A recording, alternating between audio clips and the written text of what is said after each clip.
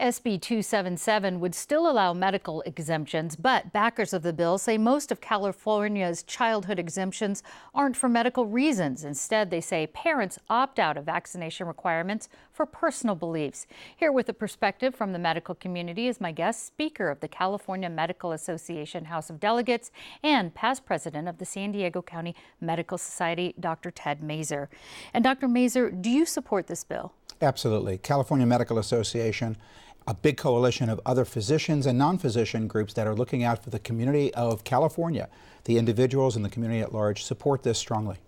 What are some of the reasons that parents have told you as to why they don't want to vaccinate their children? Well, for the most part, they're misinformed. They're educated from old information that's been debunked, things like the causation of autism being vaccination, which we know is not true. It's a fear, and it's an unfounded fear. There are other people who may have some real legitimate reasons about medical concerns, and that can be discussed with the doctors. There are very few medical contraindications, medical reasons not to get vaccinated.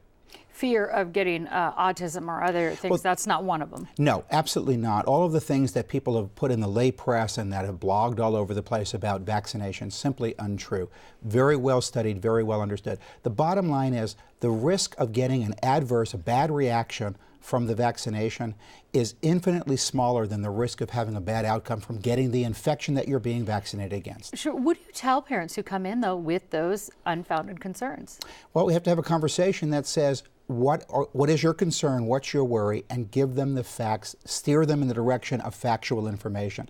For the most part, when people sit back and they go risk versus benefit, they understand, much like we would in deciding on an operation or taking a drug for an illness.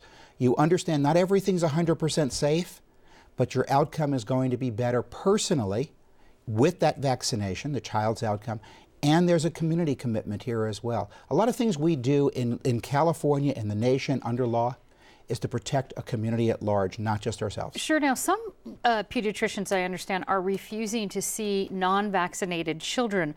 Why do you think some of these doctors are choosing to do that? You know, for the most part, they're doing it because they do not want the non-vaccinated child to come into their waiting room and into their office where they have sick children that they're tending to. And they feel that this is an unnecessary risk that the child's parent is putting the child at and their other patients.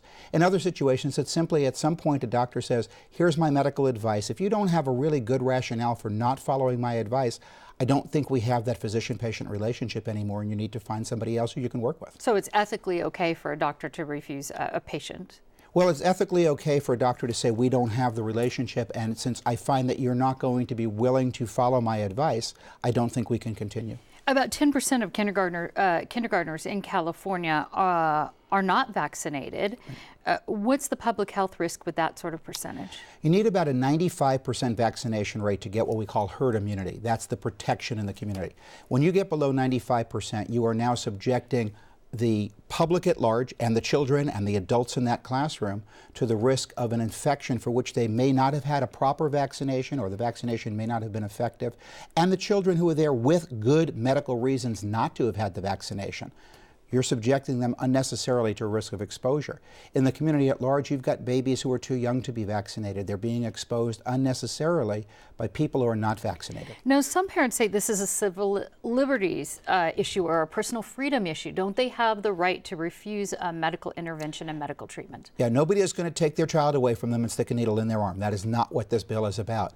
This bill says if you want to enroll your child in a school, public or private, unless there is a good medical contraindication to getting the vaccine, the child must be vaccinated or can't enroll. You want to homeschool your child, you're not subjecting the community at large in that school that the child otherwise would have gone to.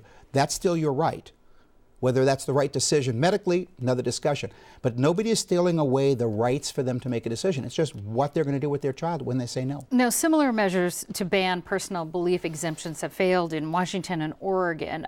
Will the State Medical Society lobby in favor of this SB 277 bill? Absolutely. We're behind this bill. This is a very important bill, and I think it's important for people to understand this is not about taking away rights, not about telling you how to live. It's about protecting the child and protecting the community at large. All right, Dr. Ted Mazur, thanks so much for the update. You bet.